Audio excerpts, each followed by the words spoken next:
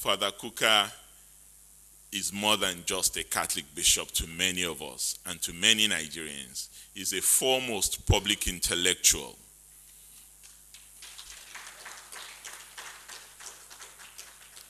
You can disagree with him, you can dislike him, you can like him, you can be in awe of him.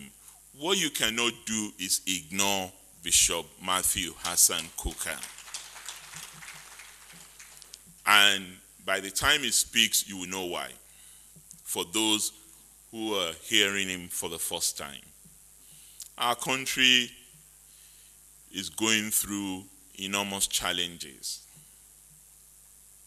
And when I received Eric's invitation, his point to me was, how would we wake up a sleeping giant?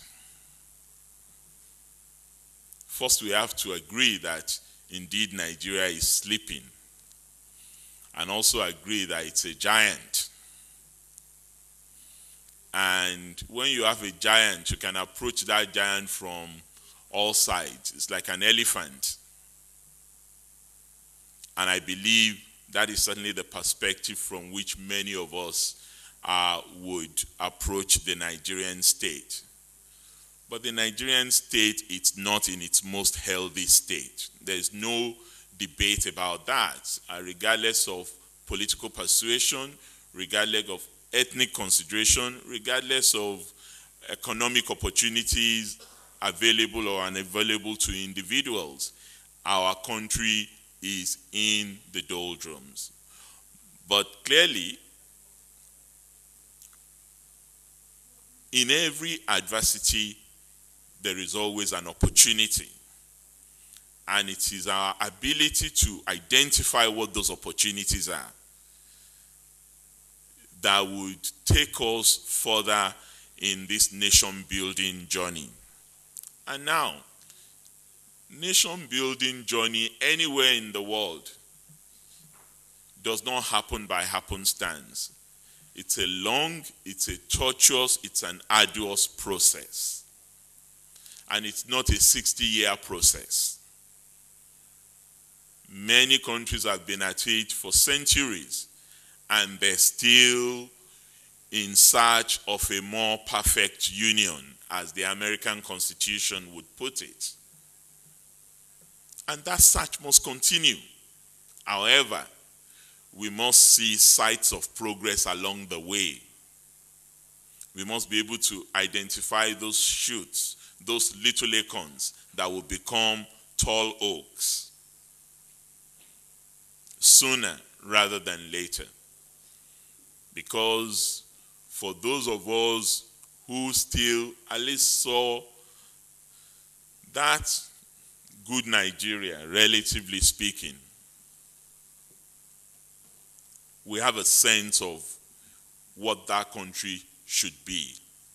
We have a sense of what is expected of the largest country with black people in the world. And we also have a sense of the expectation that the world has of us, which we clearly have not lived up to. I hope in the course of today's conversations, we would also be in a position to identify those things that we would require to build a country where truth and justice shall prevail. Because to the writer of those lines in the second stanza of our national anthem, I'm sure there must be something in his mind when he wrote the lines. Because we can talk about unity as much as we like. We can talk about national integration as much as we want. And we can lionize patriotism. And ask not what the country can do for us, but what we can do for the country.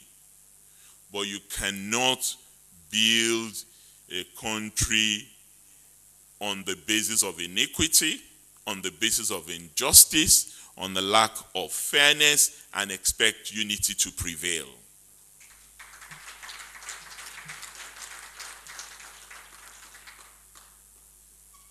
I know Father Kuka.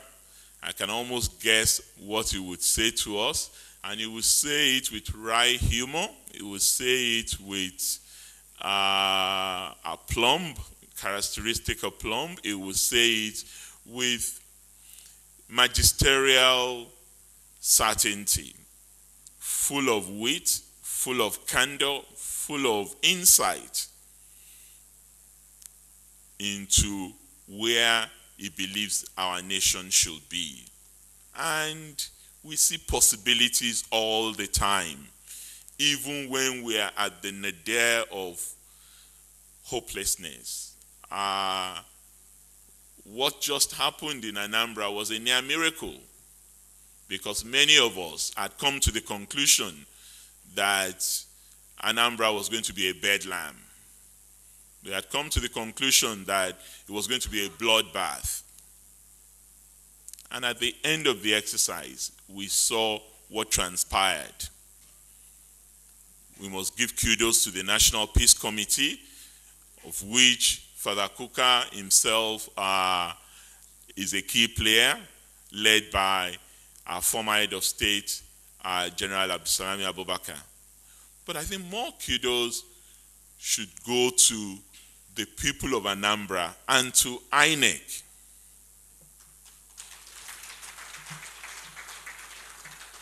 For making what we witnessed possible. Yes, Beavers was not perfect. Yes, turnout was not what we would all have loved it to be. But ultimately, peace prevailed, and many believe that the outcome of the election is the will of the people. So that points to possibilities, in my view, and what Nigeria is capable of achieving if we put in our very best into what we do. I want to congratulate this Nigeria for bringing us together. This is a people's parliament. This is the role the media has always played in Nigeria, right from its pre-colonial days to the days of the Abat Macaulay, to the days of Nnamdi Azikiwe. That is what the media has always been in Nigeria. It is the people's parliament. It is the defender of the defenseless. It is the voice of the voiceless. And our media must not shirk its responsibility in continuing to play this role. That is why we must commend Eric Osage and his colleagues for convening this people's parliament once again and bringing Nigerians from all walks of life to this august assembly to reflect on the direction of our future as a nation. And I believe by the time we finish, by the time the panel speaks to us, and by the time we reflect on our journey so far, we would know that we're still on the path to unfinished greatness, and we must not relent on that journey.